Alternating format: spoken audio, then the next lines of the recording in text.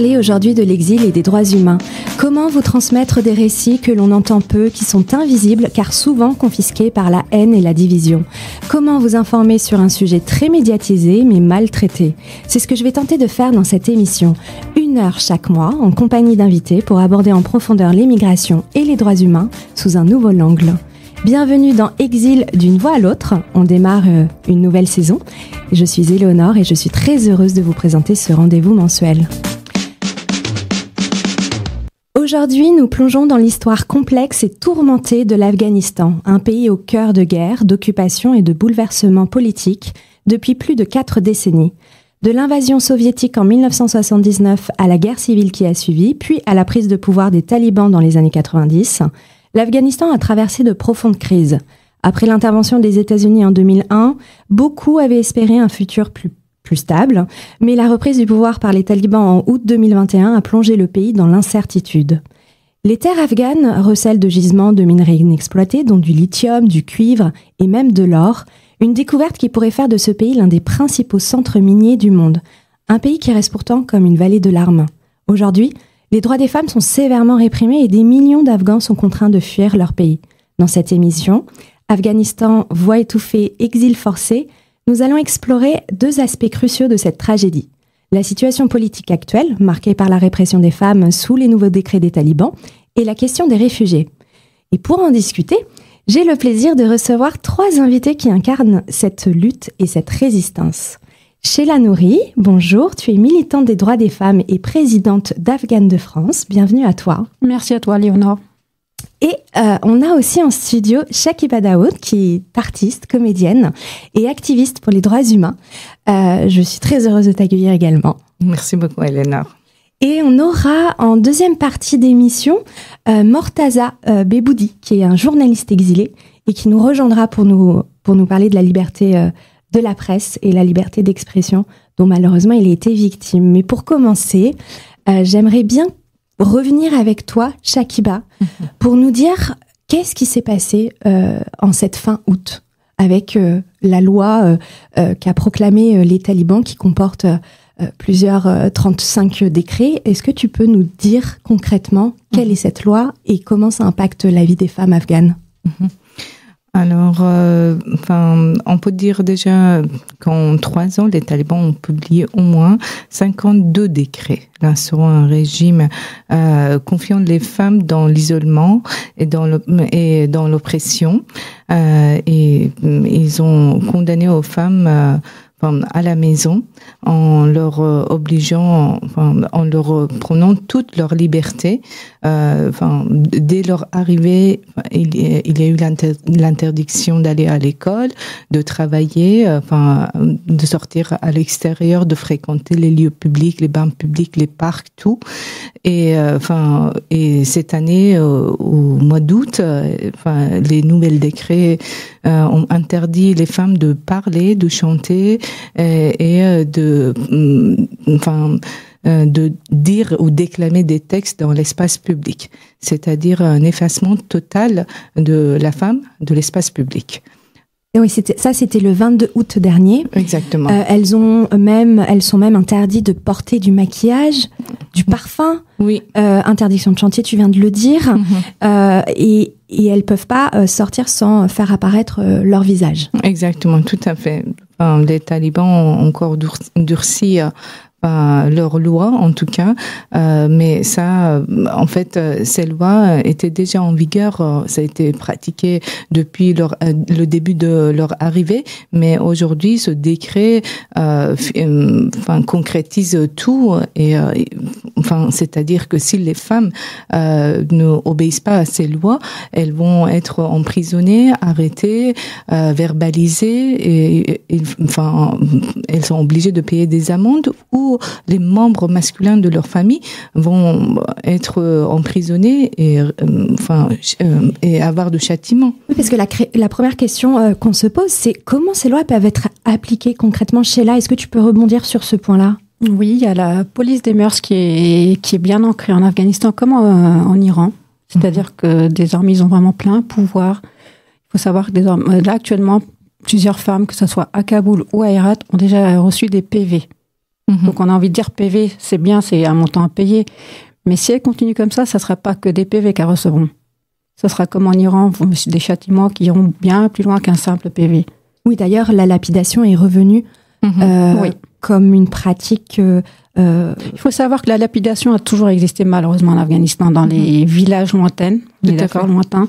Ça a toujours existé malheureusement. C'est très ancré dans ces villages en question. Mais là, que ça arrive dans les grandes villes comme Kaboul, Herat, Mazar-e-Sharif, toutes ces grandes provinces, c'est une première. Enfin, une première non, puisque la première prise de pouvoir, ils avaient déjà commis la lapidation dans le stade de foot. Mais ce qui est absolument délirant, c'est que la voix, c'est le signe de la vie.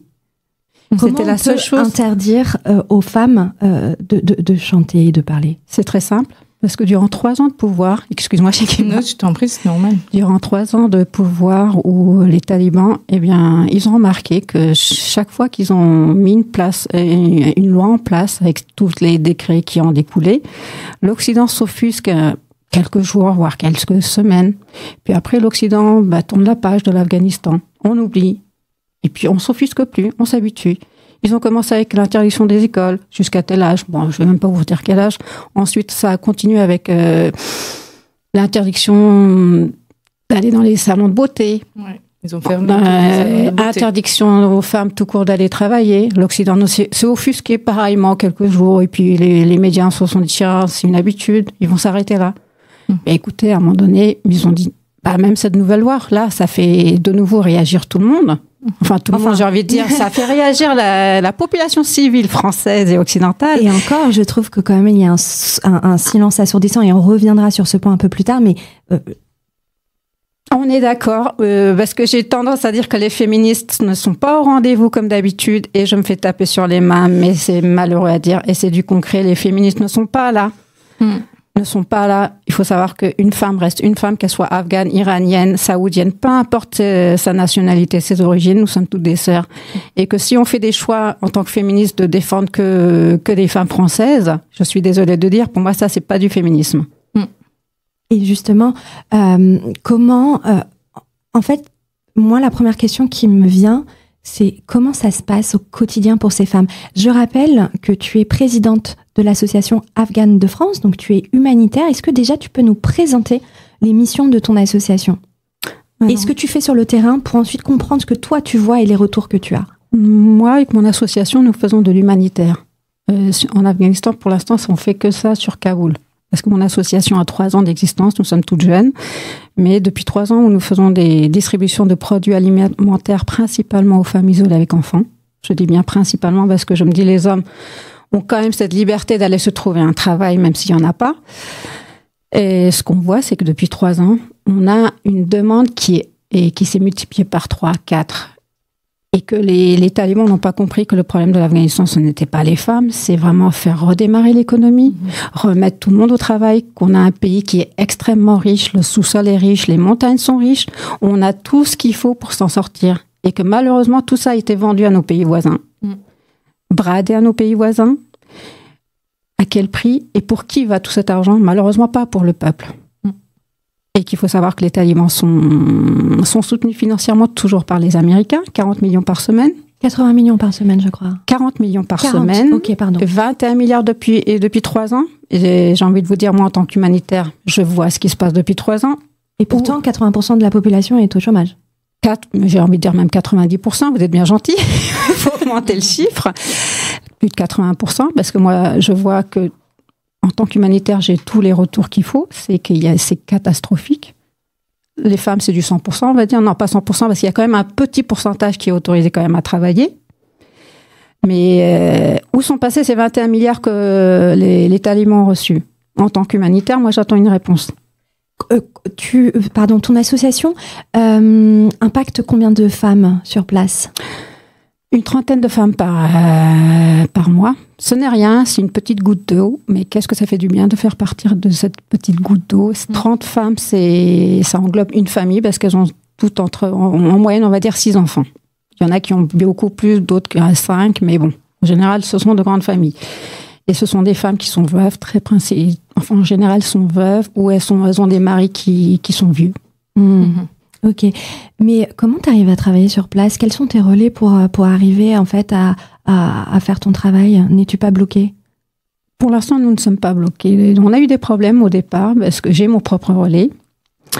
Au départ, on a eu des problèmes concernant les couleurs du logo de notre association, qui sont aux couleurs de l'ancien drapeau, parce qu'il faut savoir qu'ils ont osé changer le drapeau de l'Afghanistan, qui a une signification. Les couleurs ont une signification, et là, désormais, nous avons le drapeau islamique, noir et blanc. Voilà.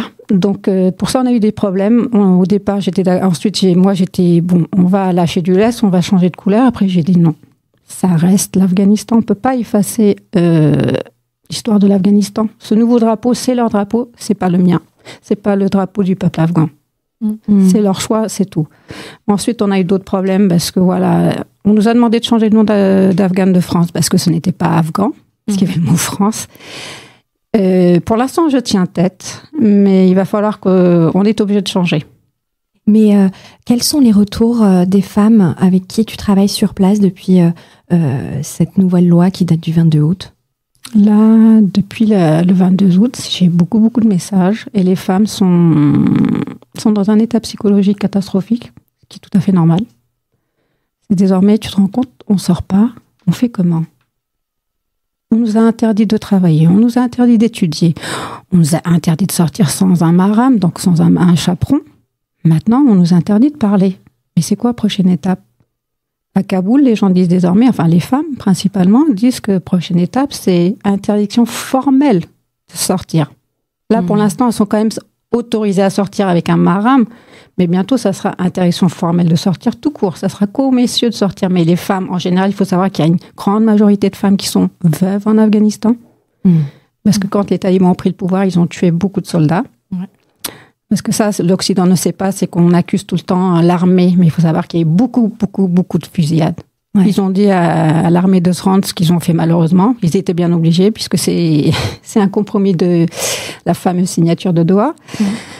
Et qu'ils ont tous été fusillés. Donc tous ces hommes qui ont été fusillés avaient tous une famille. Donc toutes ces femmes, ce sont des femmes de soldats, en principe. Et ce qu'il faut rappeler aux auditeurs qui nous écoutent, c'est cette situation qui a lieu en Afghanistan, elle est absolument unique au monde. Ce qu'on est en train de voir en Afghanistan, ces lois liberticides à l'encontre des femmes et toute cette oppression, ça n'existe pas ailleurs dans le monde, pas de cette manière. De genre, oui, non. C'est un apartheid de genre selon l'ONU. Mais j'aimerais me tourner vers toi, Shakiba. Pour beaucoup de gens, voilà, certains dans les milieux activistes te connaissent, mais j'aimerais rappeler qu'en fait, il y a 14 ans, tu as fui l'Afghanistan. Tu avais intégré la Troupe du Soleil avec laquelle tu as joué de nombreuses pièces. La dernière était le Tartuffe de Molière, donc la mise en scène très contemporaine, et assumée d'une religion corrompue par la politique n'a pas plu. Tu as été menacée pour cela. Et comme l'ensemble de tes comédiens et tout particulièrement des femmes, tu as dû te résoudre à quitter l'Afghanistan. C'était il y a 14 ans. Et pourtant, à ce moment-là, les talibans n'étaient pas au pouvoir, mais qu'est-ce que tu peux me dire? Pourquoi tu as dû fuir? Qui te menaçait à cette époque? Moi, j'aimerais dire que la société afghane est une société très traditionnelle. Et malheureusement, le changement ne peut pas arriver du jour au lendemain dès que les Américains sont là. En fait, il faut changer le mode de réflexion des gens. En fait, les habitudes de gens. Une société qui s'est habituée aux valeurs traditionnelles a besoin d'un travail profond sur l'interprétation de la religion, des mœurs, des habitudes, des nouvelles peut-être visions et des personnes qui sont porteurs de ces visions, d'une génération qui est éduquée, qui est formée et informée pour pouvoir en fait prendre ce flambeau de résister, de tenir tête à la société traditionnelle. Et je pense que nous, en faisant du théâtre, on faisait partie de cette génération qui avait envie de changer les choses, de leur dire que voilà, ailleurs dans le monde, on vit de cette manière et que, on a du respect pour la religion, mais une religion qui a déjà des décennies et je sais pas combien de milliers d'années, 1000 ans peut-être, ne peut pas aujourd'hui être le modèle parfait pour construire une société modèle et moderne, tout simplement. Mais bon, je pense qu'il y avait beaucoup de corruption en Afghanistan, même si le peuple imaginait que l'arrivée des Américains, la présence de l'OTAN peut apporter de la sécurité. En fait, la sécurité ne fait pas tout. Une société aussi a besoin de la culture, a besoin de l'art pour pouvoir se transformer. Et aussi a besoin des modèles. Des modèles, peut-être que si en Afghanistan on n'a pas des modèles locaux, on pouvait s'inspirer de modèles de d'autres pays voisins ou des pays occidentaux, parce qu'aujourd'hui il n'y a plus de frontières entre les cultures. Et étant comédienne, j'aimerais que tu nous racontes comment depuis la fin août, en fait, des femmes se filment en train de chanter pour protester contre l'interdiction de cette loi. Ce mouvement, est-ce qu'il est massif ? Et que risque-t-elle à prendre la parole et à poster ce type de vidéos sur les réseaux sociaux ? Je pense que les femmes afghanes sont très très courageuses. Depuis l'arrivée des talibans, elles n'ont pas arrêté de occuper l'espace public, d'aller se manifester et d'utiliser la technologie pour s'exprimer.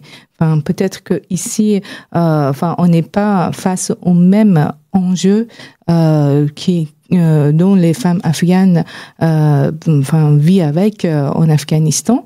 Les femmes qui ont réussi à sortir, qui sont en Occident, elles ont plus de liberté pour pouvoir soutenir les femmes qui sont en Afghanistan.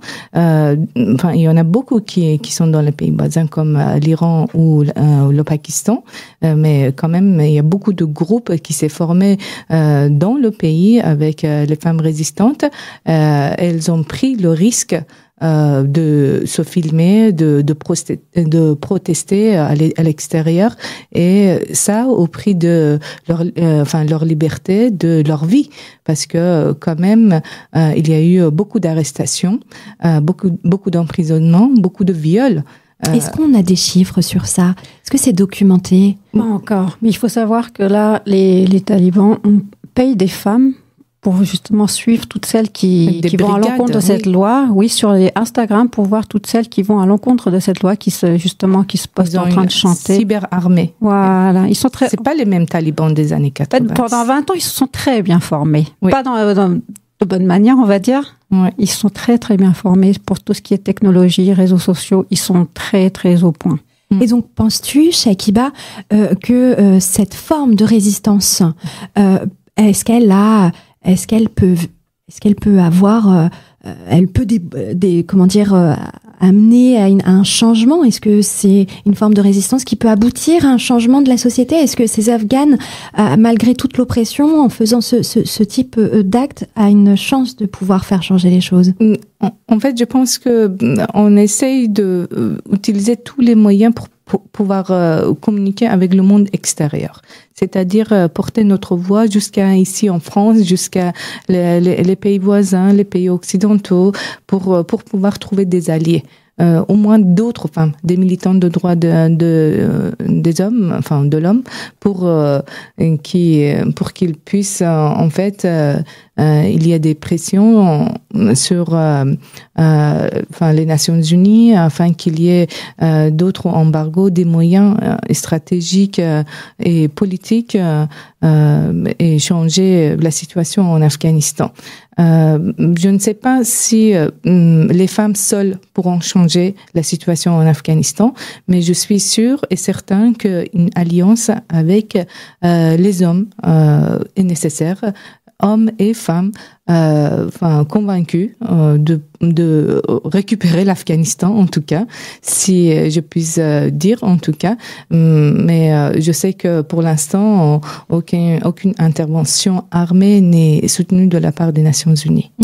Et en parlant de forme de résistance, il y a une autre forme de résistance qui existe depuis l'arrivée des talibans en août 2021, c'est les écoles clandestines. Elles existent, ces écoles clandestines, en Afghanistan, pour les femmes, les fillettes, pardon. Elles sont au nombre de combien? Qu'est-ce que vous savez de ces écoles-là?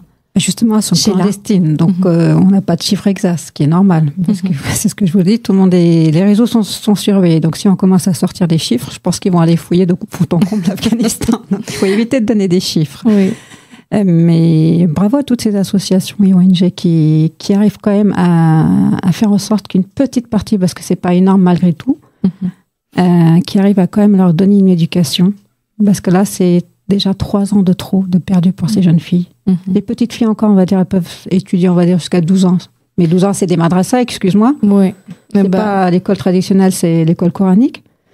Donc, mais même les hommes, l'école traditionnelle n'existe quasiment pas. C'est du tapage coranique. Mais les talibans, en fait, depuis qu'ils sont au pouvoir, on a l'impression que l'Afghanistan était un pays de mécréants, que personne n'était musulman, mais ils oublient que l'histoire de l'Afghanistan remonte. C'est vrai qu'avant la création, c'était pas un pays musulman, mais depuis 1000 ans, nous sommes des musulmans. Donc, on n'a pas besoin que quelqu'un d'autre vienne nous taper dessus, nous insulte, nous rabaisse, nous, les femmes, en disant tu n'es pas musulmane, tu vas devenir musulmane. C'est interdit. C'est chacun déjà sa religion dans l'islam. On choisit sa religion, on répondra dans l'au-delà tout seul. C'est pas un taliban qui sera à nos côtés dans l'au-delà dire attends, Dieu va dire aux talibans alors tu dis quoi? Est-ce qu'elle a bien suivi les règles de l'islam? Non. Chacun répondra de ses actes. Moi, je pense que Shakiba, ici, justement, ouais, vas-y. En fait, je voudrais dire que ici, en France, il y a des associations comme FEMED, comme Naestan, qui organisent des écoles clandestines, par exemple, qui essayent de trouver des financements pour pouvoir soutenir les filles. Mais je pense que la France, au niveau international, n'a pas autant d'engagement que d'autres pays, par exemple. Par exemple, en Angleterre, on sait qu'ils ont organisé des universités qui diplômantes. C'est-à-dire, les femmes peuvent suivre des cursus universitaires en ligne, être diplômées d'une université anglaise, anglais. Et aux États-Unis, pareil. Il y a beaucoup de femmes qui ont réussi à être évacuées dans des pays anglophones, par exemple, ou dans les pays nordiques, où elles intègrent directement des formations universitaires, alors qu'en France, on n'a mis aucune mesure pour pouvoir accueillir les femmes de cette manière. Ouais. Il y a juste quelque temps, la CNDA, la Cour nationale du droit d'asile. Voilà, Cour nationale du droit d'asile, a fait une jurisprudence comme quoi si les femmes afghanes arrivent ici en France, en fait, elles peuvent avoir le droit à l'asile à cause de leur genre femme ou féminin, parce que elles sont victimes de leur situation et de leurs conditions de femme. Bien sûr, oui, c'était une décision. Le 11 juillet dernier, et ça reste une décision. Ça serait bien que ce soit une jurisprudence, mais ce n'est qu'une décision. Moi, je croyais que c'était une jurisprudence. Non, okay. Malheureusement, non. Exactement, mais il y a un sujet dont j'aimerais qu'on parle, Shakiba, c'est la normalisation du régime des talibans. Je sais que tu as beaucoup de choses à dire, et notamment, tu es l'interprète d'une Afghane qui est réfugiée en France et qui est menacée. Raconte-nous. Alors, malheureusement, je pense que la violence contre les femmes afghanes ne s'arrête pas en Afghanistan. Ça dépasse les frontières de l'Afghanistan, et les militantes des droits des femmes sont menacées jusqu'à ici en France. Et je sais, j'ai des informations comme quoi dans d'autres pays c'est le cas aussi. Mais aujourd'hui, concrètement en France, une athlète qui fait du taekwondo, il s'agit de Mardia Hamidi, il y a à peine une semaine, suite à une intervention qu'elle a fait dans un journal qui s'appelle Afghanistan International. Elle a pris position en fait contre toutes ces personnes ou les personnalités publiques, les sportifs qui ont soutenu la réussite de Rashid Khan, qui est le capitaine de l'équipe de cricket en Afghanistan. Comme il a gagné plusieurs matchs contre l'Inde, Pakistan, en tout cas dans les ligues, le peuple afghan était tout en joie. Et sauf que lui, on a retrouvé une vidéo et des photos de lui en train de déjeuner avec Haqqani, parce que Haqqani, comme vous savez, lui, il est responsable de renseignement taliban. Okay. C'était une personne dont le nom était dans la liste de CIA, il y a un prix pour sa tête déjà. Et lui, il était tranquillement en train de déjeuner, établir une relation amicale avec lui. Et quand on l'a interviewé, il a dit que le problème des femmes ne lui concerne pas. Donc, Mardi Hamidi a pris en fait son courage et l'a dénoncé, de lui dire que voilà, le sport, vous pensez que le sport n'est pas politique, mais en quelque sorte, il n'y a pas de frontière. Tout peut devenir politique à partir du moment où on prend position sur quelque chose. Est-ce que Rashid Khan a jamais défendu la situation des femmes, a jamais demandé au gouvernement taliban d'ouvrir les écoles pour les femmes, de leur laisser cette liberté comme lui de faire du sport, parce que les femmes n'ont pas le droit de faire du sport en Afghanistan.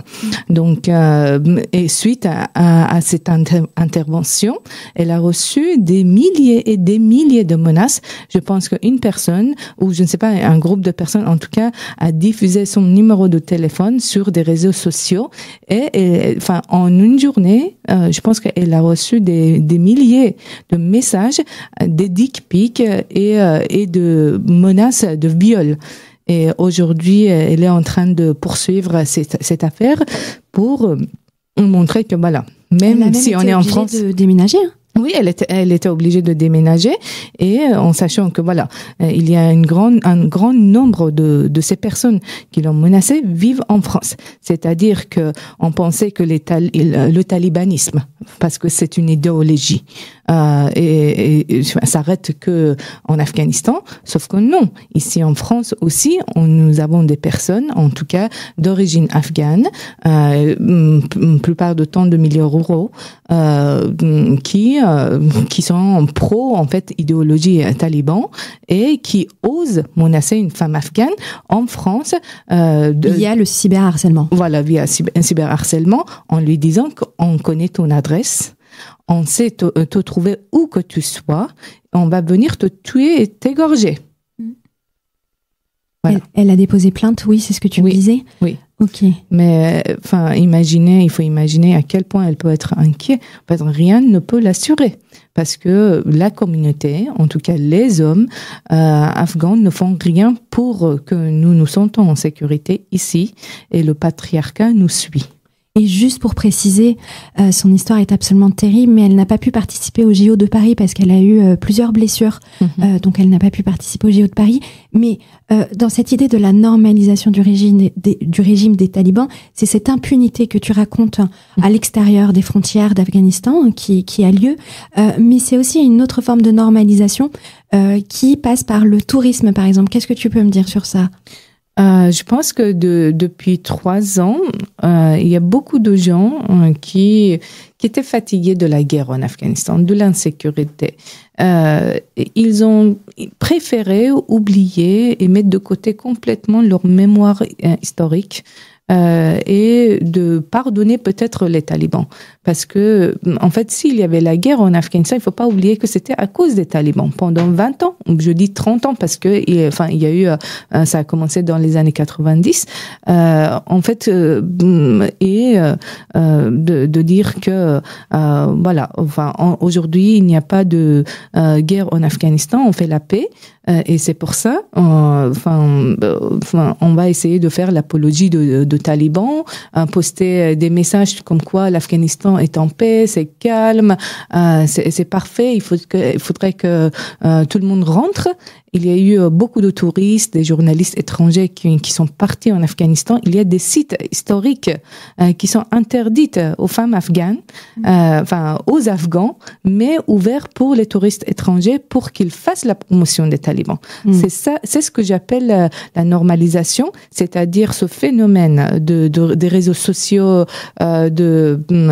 Instagrammeurs, ou de célébrités participent à cette normalisation de terrorisme.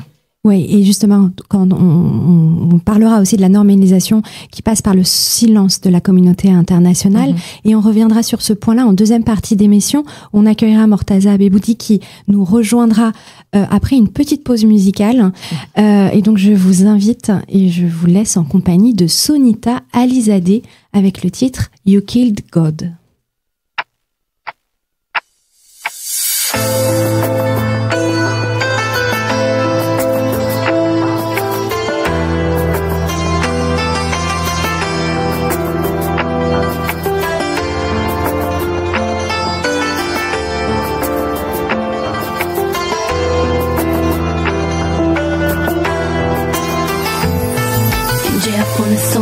ظلمای مریزه روبرو سر میپره هر کی چاقوی تیزه اینجی افغانستان زدگاه شیر و پلنگ ولی وقت عمل همه قایم میشیم زیر سنگ اینجی سچی طرفدار داره فروش میهن واردات دین عربی و شکنجه زن اینجی زنا ندارن هیچ حق انتخاب دخترها را میفروشن تا بخرن نان و آب و دامو از ترس نمیکنن اعتراضی به جایش میرن موتور سواری و کفتر بازی و همین که نفس میکشن میگن هستن راضی خلاص قحطی قهرمان داریم مزر لحاظی گذاشتیم با روی پا منتظریم نجات برسه از آمریکا شدیم لبریز از امیدهای مرده بوی بی غیرتی میده ای کشور افسرده ای ملت مسلمان شما کشتید خدا رو با دستان خونین سوی آسمان میخوانید دعا رو خدا رو کشتید با ظلمت به زن بیگناه با ندیدن طفلان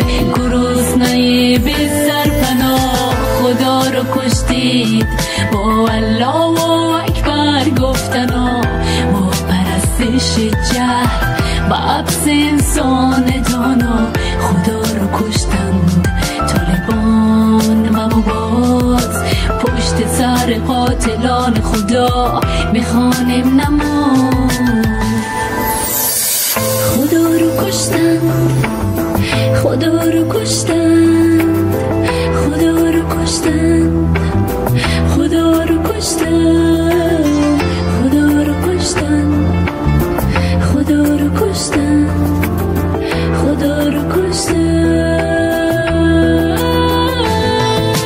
اینجا علما میدن درس از ایمان ولی خودشان میکنن تجاوزت و به شیطان جناب داره گردن مبسط به مذهب تا نره به سوی آزادی مکتب ما هم 40 میلیون زندانی بی تلاش جرأت و منطق فروشی میبود ای کاش ای کاش در شهر میپیچه صدای خنده مردان بیخبر از گریه شبانه زنان دختران با چشمان اشکالود و خسته نیمی از جمعیت ما پشت درای بسته قلندرای ما شدن همگی ضعیف از ترس دوست و طالب گرگی کسیب از حق زنان نمیکنن هیچ صحبت با سکوت خود به طالب میدن بیشتر قدرت با ما رو بکشانن به سوی ذلت یکی بگه چه تو بپامونون به این ملت که کاسه گدایی نجات نگیرن به دست خودتان تعیین کنید یا پیروزی یا شکست از بس کردیم تکیه به بیگانه وطنه که خود کردیم بیرونه کلید مشکلات ما تنها اتحاد تا پس بگیریم وطن از طالب حرامزاده. Allô Mortaza? Oui, allô. Bonjour Mortaza, bienvenue dans l'émission. Alors voilà, on est en direct. Merci de ta présence. Avant de te poser quelques questions, Mortaza, j'aimerais juste rebondir sur la musique qu'on vient d'écouter, la musique de Sonita Alizadeh. Et j'aimerais demander à Sheila de nous donner la signification de quelques paroles et en quoi voilà, c'est important d'entendre ce genre de rappeuse. En fait, la chanson de Sonita, que je connais, c'est vraiment une femme adorable. Elle incite les hommes afghans à ouvrir les yeux, à dire, au lieu d'être finalement quelque part aux côtés des talibans, d'aller vous amuser à faire du football ou peu importe, ouvrez les yeux. On vend vos petites filles. C'est ça qu'elle dit. Elle veut vraiment les mettre devant le fait accompli de dire ouvrez les yeux. C'est vrai que le salut des femmes afghanes, j'ai envie de dire, ne viendra que des hommes afghans, malheureusement, parce que l'Occident ferme les yeux. Évidemment. Et Mortaza, toi, tu es journaliste exilé. Tu travailles beaucoup tu as beaucoup travaillé en Afghanistan et tu as été arrêté par le régime des talibans. Et tu as passé 284 jours en détention. Tu as été libéré en octobre 2023. Je cite voilà ton vécu pour aussi mettre en lumière en fait la situation de la liberté de la presse en Afghanistan, puisque depuis 2021, c'est au moins 141 journalistes qui ont été victimes d'interpellations et de détention. Qu'est-ce que tu peux me dire sur cette situation, Mortaza? Oui, bonjour Eleonore, bonjour Sheila, bonjour Shakiba.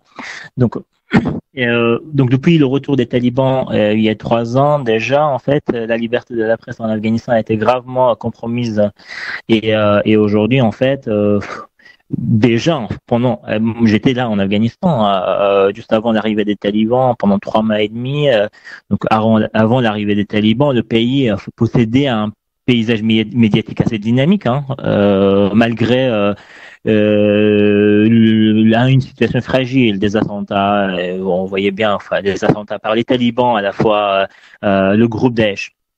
Mais depuis en août 2021, aujourd'hui, plus de 300 médias afghans ont dû fermer leurs portes et plus de 7000 journalistes ont perdu le travail.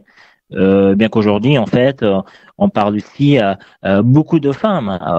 On estime au cours des 3 années de régime des talibans, plus de 80% des femmes journalistes ont été en fait contraintes de mettre fin à leur travail. Et donc aujourd'hui, en fait, les journalistes qui restent en Afghanistan, qui travaillent en Afghanistan dans les médias comme News et ailleurs, donc en fait, ils pratiquent les autocensures. Ça veut dire quoi, les autocensures? Parce qu'en fait, pour éviter en fait de couvrir des sujets jugés sensibles, pour protéger en fait leur sécurité eux-mêmes. Parce que sinon, en fait, si on parle de la situation des femmes en Afghanistan à l'antenne, donc le journaliste sera emprisonné puis torturé. Ouais. Alors, il y a Radio Begum, qui est une radio éducative qui a pour but de soutenir les femmes, qui diffuse en Afghanistan, mais elle ne parle pas de politique. Alors, comment Radio Begum arrive à travailler, à soutenir les femmes sans parler de politique, par exemple? Aujourd'hui, en fait, c'est une radio déjà qui travaille, qui fait un travail énorme en Afghanistan. Donc déjà, moi, j'ai déjà visité cette radio à Kaboul. Mais évidemment, aujourd'hui, en fait, ces journalistes déjà sont séparés, c'est-à-dire en fait, les femmes travaillent sur un étage, les hommes travaillent sur un autre étage. Donc c'est comme une voix aujourd'hui, ils continuent à travailler parce qu'en fait, ils ne montrent pas leur visage. C'est une radio, c'est que la voix. Aujourd'hui, dans la capitale, les talibans les autorisent à travailler, malgré les menaces toujours. Donc, je suis au courant des menaces qui reçoit en fait aujourd'hui ces journalistes. Je ne peux pas dire plus sur ce sujet, mais malgré les censures, les intimidations des talibans, ils continuent à bosser en fait en Afghanistan pour donner en fait envie de vivre à des jeunes filles afghanes, des femmes aujourd'hui qui sont enfermées chez elles. depuis l'arrivée des talibans qu'elles n'ont aucun droit aujourd'hui dans ce pays, qui disent elles-mêmes en fait on est dans une prison à ciel ouvert.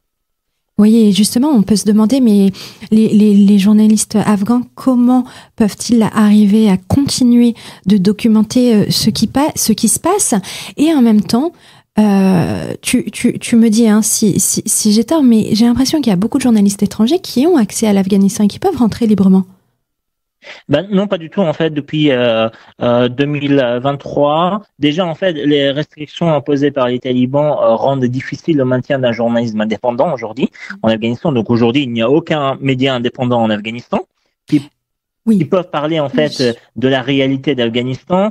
Et notamment, en fait, en 2021-2022, les talibans laissaient beaucoup de journalistes occidentaux de se rendre en Afghanistan pour réaliser des reportages. Mais depuis, en fait, de 2023, les talibans, en fait, imposent une demande d'autorisation préalable à l'arrivée. C'est-à-dire, en fait, il faut envoyer une demande d'autorisation avant d'obtenir un visa pour l'Afghanistan.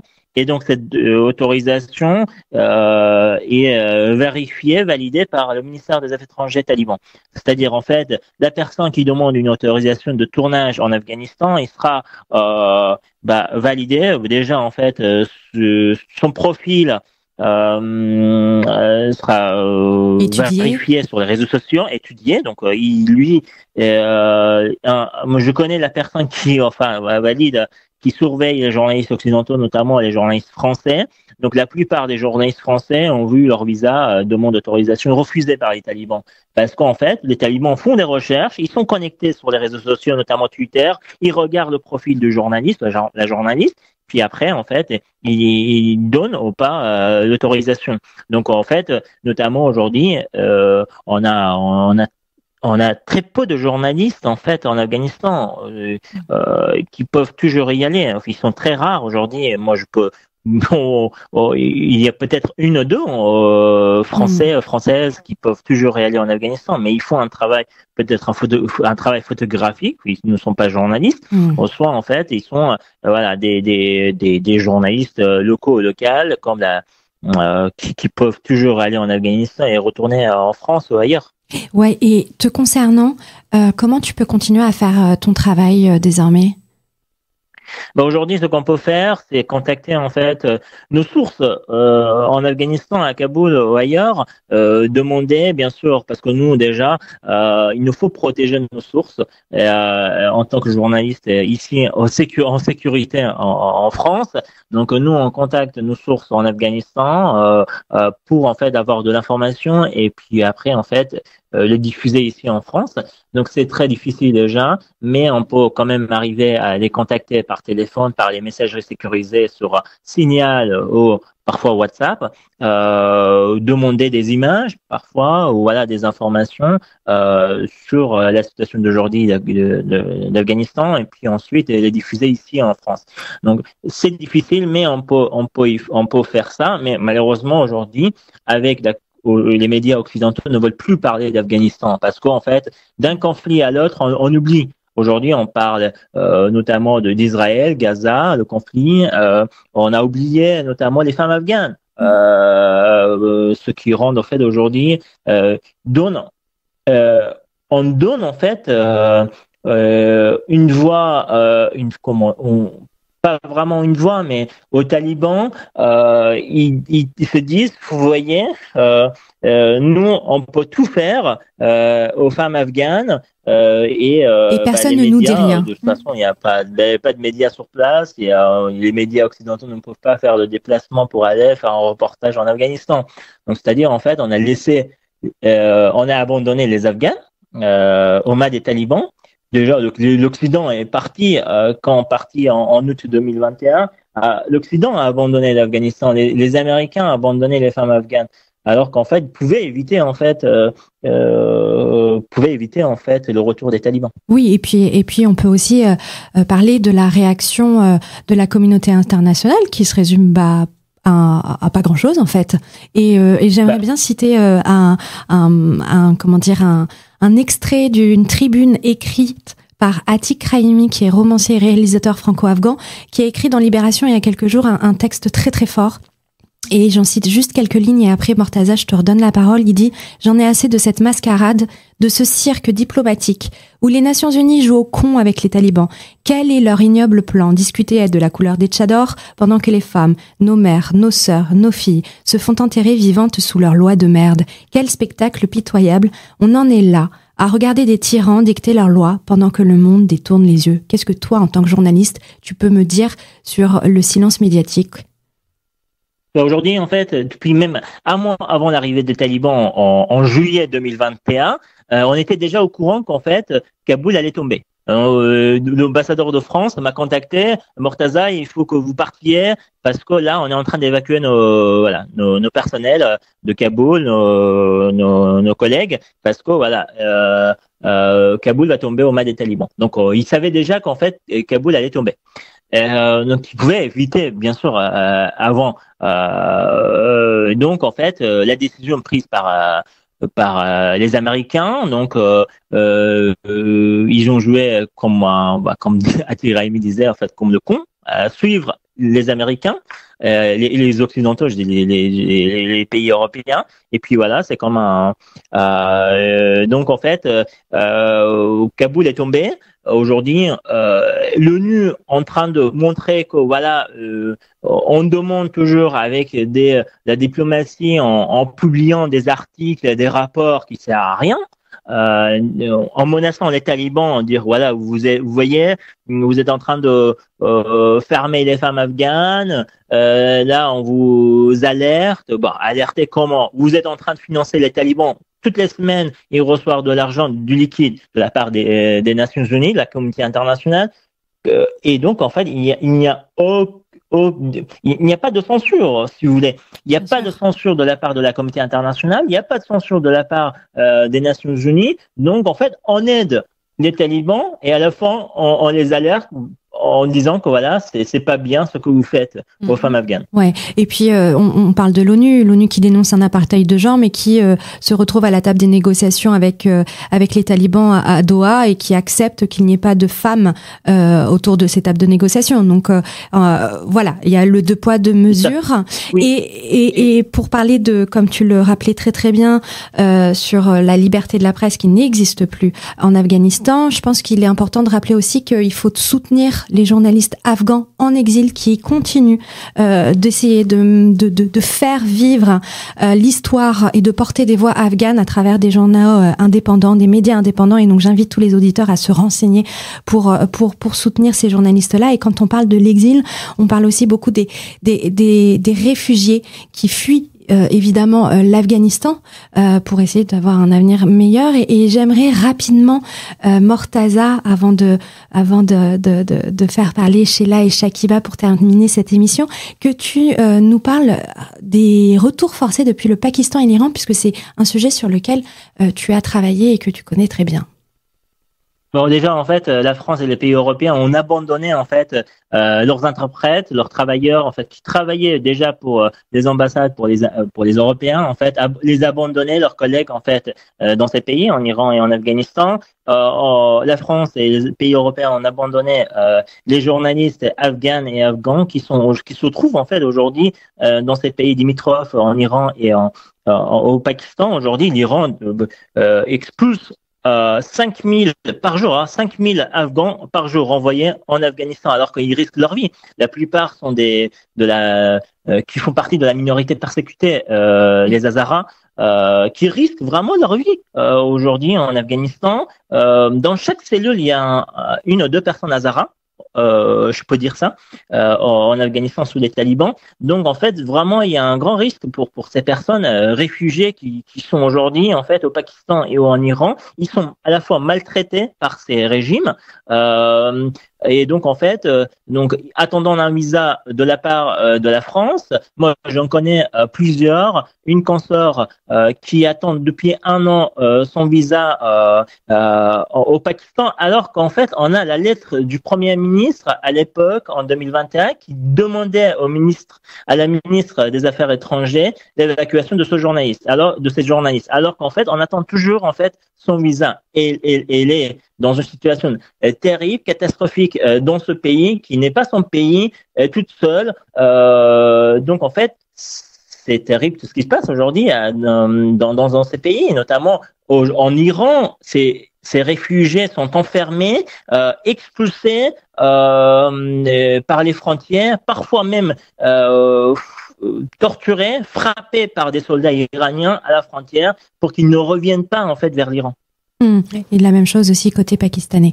Et on pourrait évidemment parler aussi du long parcours d'exil sur les routes migratoires les routes migratoires qui sont extrêmement dangereuses, qu'empruntent les Afghans. Mais j'aimerais rebondir avec toi, Shakiba, sur un décret que tu voulais préciser. Tu m'as fait part de ton envie de préciser quelque chose, donc je te laisse la parole. Oui. Merci beaucoup. Alors, moi, je voulais parler de la vide de sens, de langage et de la déformation des concepts par les talibans. Alors, dans le deuxième chapitre de cette loi récemment promulguée par les autorités talibans, en décrivant les conditions et les qualités d'un muhtaseb, celui qui reçoit l'autorisation de Moulay Batoula pour inspecter les gens. En fait, il dit que il doit être musulman, saint d'esprit, adulte, savant en matière de charia, juste, capable de commander et d'interdire, sincère, bienveillant, tolérant et patient. Si vous rassemblez toutes ces qualités, il est certain qu'aucun membre des talibans ne les possédera toutes à la fois.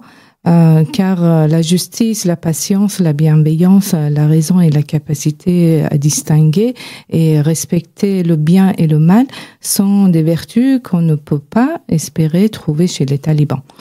Ces concepts, quelle que soit la tradition ou l'école de pensée que l'on considère, ne peuvent en aucun cas être associés au groupe terroriste taliban, à mon avis, parce que ils exercent un apartheid de genre en Afghanistan. Et nous devons rappeler que la justice, la sincérité et la gentillesse ne peuvent jamais coexister avec la cruauté et l'injustice systématique infligée à des populations vulnérables, en particulier les femmes. Voilà, c'est ce que j'avais envie de dire. L'article 5. Voilà. Il faut savoir que les seules personnes qui sont aptes à nous éduquer, ce sont nos parents. Ce sont les parents qui sont aptes à nous éduquer dans le droit chemin, à nous apprendre le respect, notre devoir dans la religion. Nous infantiliser. Voilà, c'est-à-dire que je reviens à ce que j'ai dit tout à l'heure, c'est que nous sommes des musulmans, mais des musulmans modérés. Et ça, c'est ce que tu parlais tout à l'heure, c'est du talibanisme. Ils arrivent et montrent au monde entier que nous n'étions pas un peuple de musulmans et que, voilà, ils nous apprennent un islam. Là, on peut même plus parler de radical. Là, on peut parler de secte, parce que l'islam radical, on va dire, c'est quand même un peu plus leste que ce que les talibans ont mis en place depuis 3 ans. C'est de l'archaïsme, ça. Oui, bien sûr. Et pour revenir sur la question des réfugiés, vous travaillez toutes les deux comme interprètes, donc auprès de la CNDA notamment. Qu'est-ce que vous pouvez me dire sur justement les Afghans et les Afghanes que vous accompagnez au quotidien pour obtenir l'asile ici en France? Moi, depuis 3 ans, ce que je remarque à titre personnel, c'est que beaucoup de Pashtuns ont le statut de réfugié dans les demandeurs. Les Tadjiks ont de moins en moins le statut, ce que je ne comprends pas. Moi, j'ai envie de dire aux Pashtuns, actuellement, c'est votre gouvernement qui est au pouvoir. Pourquoi venez-vous demander l'asile ici? Les Tadjiks, les Hazaras, c'est-à-dire nous deux, là, toutes les deux, nous sommes des 2 autres ethnies. Nous sommes vraiment persécutés. Les pires, ce sont bien évidemment les Hazaras, mais il faut savoir que désormais, on est tous, quelque part, à part les Pashtuns, nous sommes visés par ce gouvernement. Pourquoi? parce que nous ne sommes pas des vrais musulmans pour eux. Mais ils n'ont pas compris qu'on est tous musulmans, nous sommes tous des Afghans. Comment t'expliques que ces deux minorités reçoivent moins l'asile? Il y a des décisions de la part de la CNDA sur non, des explications? Ça, j'essaie de comprendre, justement, je ne comprends pas. Ok. En fait, c'est en fonction des territoires où il y a beaucoup plus de victimes et de dangers. Enfin, moi, je pense que la plupart des personnes qui viennent ici en France, ce sont des réfugiés économiques, mais pas en tout cas de l'ethnie Pashtun. Certes, ils sont aussi victimes de la situation. Ils ont aussi payé cher en fait l'arrivée des talibans, mais en tout cas, ce n'est pas au même degré et avec les mêmes traitements que les autres ethnies. On pourrait aussi dire c'est l'accueil des réfugiés. Qui est aussi où il y a un vrai souci sur l'accueil des réfugiés en France, puisque beaucoup de personnes se retrouvent dans la rue. Les Afghans sont très mal encadrés. Exactement. Très mal encadrés. Ça, c'est en fait à cause d'une mauvaise politique d'accueil. Je sais, ça, en fait, clair. Moi, je dis pas que il faut pas, voilà, mais je pense que juste il faut penser à la sécurité des femmes.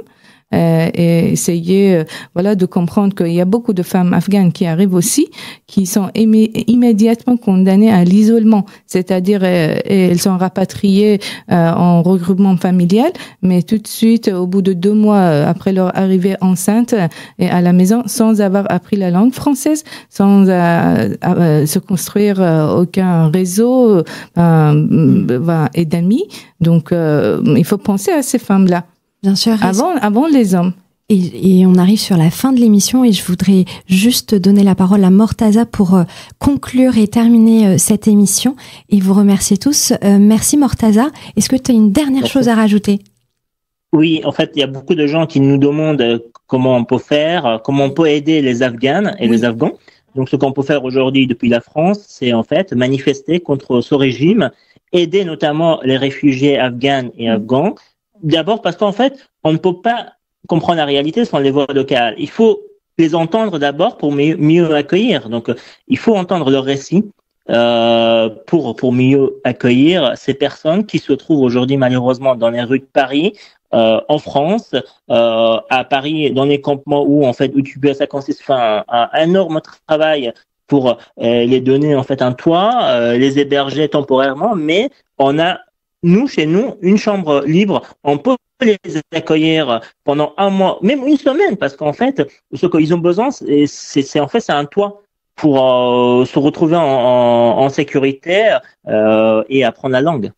Oui, et puis tout simplement nouer des liens sociaux et culturels, en fait, pour aussi créer des amitiés. Et c'est que comme ça que les gens peuvent construire leur avenir.